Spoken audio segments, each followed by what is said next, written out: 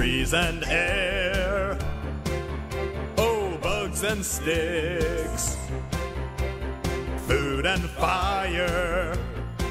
It's so much fun with nature. Hiya, here's how you start a fire. Take 2 twigs, find a much larger piece of wood, a rock or a stone, dead leaves, Some dead grass. a book on how to make fire. How about a bike pump? Some pink rubber floaties. You'll probably find a Pinewood Derby car. A recent picture of Hugh Jackman. Something that looks like a grape. Ugh, gross. That's not a grape. A fluorescent light. Spider-Man 3 on DVD. Take a big bite out of 1/2 of an onion. A really ugly jacket. And a mustache.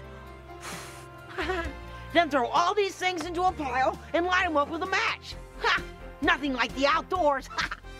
Whoa! It's so much fun with nature.